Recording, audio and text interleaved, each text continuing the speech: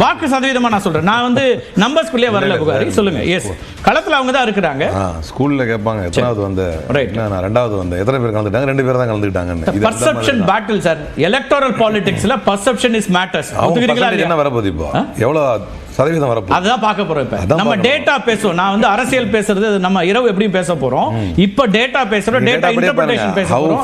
ஈரோடு கிழக்கு இடைத்தேர்தல் முதல் சுற்றுல சுயேட்சை வேட்பாளர்கள் 31 பேர் ஒற்றை இலக்கு. அதெல்லாம் ஓகே. 44 பேர் வேட்பாளர்களை முந்தி இருக்கிறது நோட்டா. இது நோட்டா எதிர்பார்த்த ஒன்றுதான், அதுல மாற்று இல்லை. நோட்டாவுமே கூட கடந்த ஆண்டு ஒப்பிட போறேன். இன்னும் டேட்டாஸ் நம்ம கொடுப்போம். ஈரோடு கிழக்கை பகுப்பாய்வு செய்வோம். டெல்லியில செய்யறதுக்கு நிறைய இருக்கு.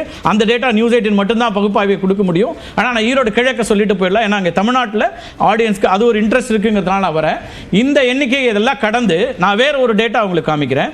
தேர்தல் ஆணையத்தினுடைய முதல் சுற்று தான் வந்திருக்கு. தேர்தல் ஆணையத்தில் ஏற்கனவே சொன்னேன், ஈரோடு கிழக்கை பொறுத்த வரைக்கும் ரொம்ப ஸ்லோவாக தான் அஃபிஷியல் அப்டேட் இருக்கு. தேர்தல் ஆணையத்தினுடைய அப்டேட்டை ஸ்கிரீனில் பார்க்கலாம். தேர்தல் ஆணையத்தினுடைய அப்டேட் வந்து ஈரோடு கிழக்கு தேர்தல் ஆணையத்தினுடைய அப்டேட். இப்போ முதல் சுற்றினுடைய எண்ணிக்கைகள் எஸ் இங்கே பாருங்க, கொஞ்சம் ஷார்ட்டாக தான் இருக்கும். பட் இருந்தாலும் ரொம்ப முக்கியமாக சொல்கிறேன்.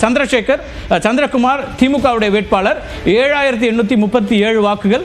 அதே போல சீதாலட்சுமி அவர்கள் நாம் தமிழருடைய வேட்பாளர் 1881 வாக்குகள். பாரதிய பிரஜா கட்சி அது 44. மற்றதெல்லாம் இன்சிக்னிஃபிகன்ட், நம்ம அதை பேச்சே இல்லை. எங்க விஷயம் வருதுன்னா இங்க பார்ப்போம். முதல் சுற்று தான், இதை வச்சு நம்ம ஒரு முடிவுக்கு வர முடியாது. ஆனால் 80.76% வாக்குகளை திமுக வேட்பாளர் பெறுகிறார். பதிவான வாக்குகளில் நாம் தமிழர் 11.14% வாக்குகளை பெறுகிறது பதிவான வாக்குகளில். இப்போ பதிவான வாக்குகளில் இருந்தால் நம்ம வந்து யாருக்கு எவ்வளவு சென்றிருக்குதுன்னு பார்க்க வேண்டியிருக்கு. இது ஒரு முக்கியமான ஒரு மெசேஜ் இருக்கா அப்படிங்கிறதையும் இன்டர்பிரட் பண்ண வேண்டியதையும் பார்க்க வேண்டியிருக்கு. ஜென்ரல் எப்படி பார்க்குறீங்க இந்த வாக்கு சதவீதம் அப்படிங்கிறத எப்படி பார்க்குறீங்க? இதுக்கப்புறம் வேற ஒரு டேட்டாவுக்கு நான் கம்பேரிசனுக்கு போகிறேன். எஸ், 80% வாக்குகள் திராவிட முன்னேற்ற கழகத்துக்கு கிடைச்சிருக்குது அந்த ஃபர்ஸ்ட் ரவுண்ட்ல. இது கிட்டத்தட்ட ஆர்கே நகர்ல ஜெயலலிதா போட்டியிட்டு திமுக போட்டியிடாமல் சி மகேந்திரன் சிபிஐ போட்டியிட்ட சமயத்திலையும் ஜெயலலிதாவுக்கு இதே மாதிரி 80% வாக்குகள் கிடைச்சது முடிவிலேயே. அதே விஷயத்தை தான் இங்க இதுவும் எதிரொலிக்குது. ஆக முதன்மையான கட்சிகள் போட்டியிடாமல் இருந்தால் நீங்க என்னதான் ஆதரவு கொடுக்கிறேன்னு சொன்னாலும் உங்களுடைய ஆணைகளை அல்லது உங்களுடைய அறைகூவல்களை அல்லது மறைமுகமாக நீங்க நினைக்கிறத மக்கள் நிறைவேற்றுவார்கள் என்று எதிர்பார்ப்பதை மக்கள் நிறைவேற்றுவது இல்லை அப்படிங்கிறது ரொம்ப தெளிவாக தெரியுது. அதனால இந்த 8% வாக்குகளை மக்களவை தேர்தலில் பெற்றிருக்கிறாரு சீமான். அதனால இப்போது பெரியாரை எதிர்த்து பேசியதால் கூடுதலாக 2-3% வாக்குகள் எனக்கு கிடைத்ததுன்னு கிளைம் பண்றதுக்கு அவர்களுக்கு அது பயன்படலாம். ஆனா திமுகவுக்கு எதிரான வாக்குகளே மொத்தம் இத்தனை சதவீதம் தான். நீங்க திமுகவுக்கு எதிராக அதிருப்தி இருக்கு. இன்னொரு முக்கியமான அம்சத்தையும் நான் குறிப்பிடுறேன். நாம இது முதல் சுற்று எண்ணிக்கை வச்சு தான் பேசுறோம். ஆனால் 16.6% வாக்குகளை பெற வேண்டும் உங்களுக்கு டெபாசிட் தொகையை தக்க வைப்பதற்கு அப்படிங்கிறதும் நம்ம வந்து அடுத்தடுத்த சுற்றுகளில் அவங்க எவ்வளவு வாக்குகளை பெறுகிறார்கள் அப்படிங்கிறதே பார்க்க போறோம். ரொம்ப முக்கியமான ஒன்றாக அது பார்க்கப்படும். அதையும் பார்க்கலாம். நம்ம பார்க்கும்போது இப்போது பெற்றிருக்கக்கூடியது 11, 16 தான் ஒரு 5% வாக்குகள் தான் அடுத்தடுத்த சுற்றுகளில் வந்து விடும். ஏற்கனவே 3 சுற்றுகள் எண்ணப்பட்டுருச்சு. ஆனால் தேர்தல் ஆணையத்தில் ஒரு சுற்று எண்ணிக்கை மட்டும் அதிகாரப்பூர்வமாக பதிவேற்றம் செய்யப்பட்டிருக்கு.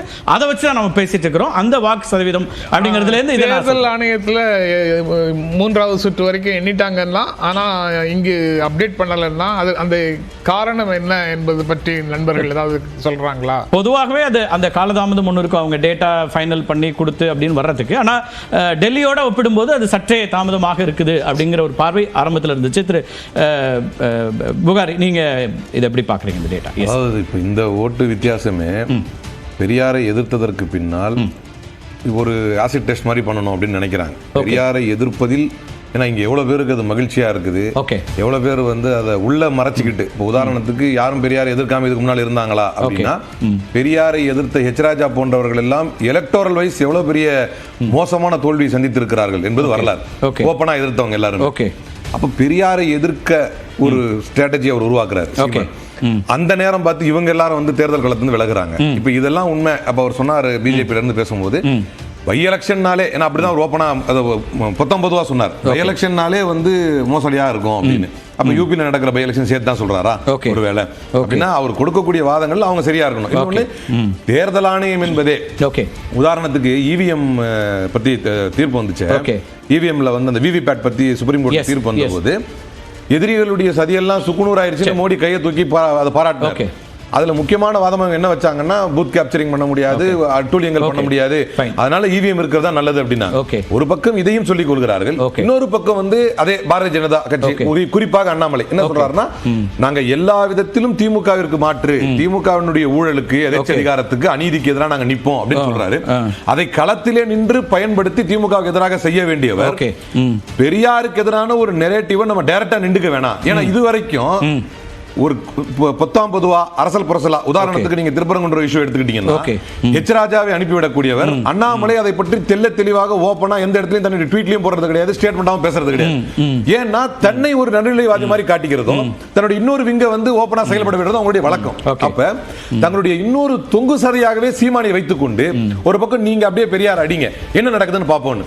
அதற்கான ஒரு மோசமான விளைவைத்தான் பார்த்து கொண்டிருக்கிறோம். ஒட்டுமொத்தமா எல்லாரும் திமுக எதிராக நின்று அதுல குறிப்பா ஆன்டி பெரியார் நரேட்டிவ் ஒன்னு செட் பண்ணி ஐடியாலஜிக்கலா இது எப்படி வொர்க் அவுட் ஆகுதுன்னு பார்த்து அதுக்கு சீமானியும் சேர்த்து இறக்கி விட்டு இப்ப நீ வேணா இறங்கிக்க, நாங்க திடீர்னு இந்த பக்கம் வந்தாலும் வருவோம் அந்த பக்கம் போனாலும் போவோம், நீ இப்படி இறங்கிக்கன்னு. அதுக்கு சம்பந்தமே இல்லாம அவர் கூட சொன்னாரு பெரியாருக்கு எதிராக பிரபாகரனை கொண்டு வந்து நிறுத்தினாரு. இது பிரபாகரனுக்கு தெரியுமாங்கிறதா இங்க கேள்வி. அப்ப இவர் தன்னுடைய வசதிக்கு ஏற்ற மாதிரி அதையும் நிறுத்தினாரு. எல்லாவற்றையும் செய்தும் கூட ஒரு 11% முதல் சுற்றுல தான் முடிவுல படு மோசமான ஒரு தோல்வி அடைய போகிறார்கள். அதுல எந்த மாற்று கருத்தும் இல்ல. முதல் சுற்றிலேயே இவ்வளவு ஒரு மோசமான நிலைக்கு தங்கி இருக்கிறார்கள்.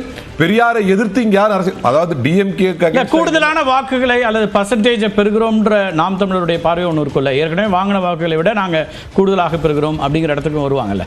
ஒரு கால் நீங்க சொல்ற மாதிரி ஒரு கால் ஏற்கனவே வாங்கினதை விட அதிகமா வந்தா அப்ப சார் சொன்ன மாதிரி எப்படி கிளைம் பண்ணிக்கலாம். என்ன கிளைம் பண்ணுவாங்கன்னா நாங்க பெரியாரை எதிர்த்ததுனால எங்களுக்கு இது கிடைச்சிருக்குது.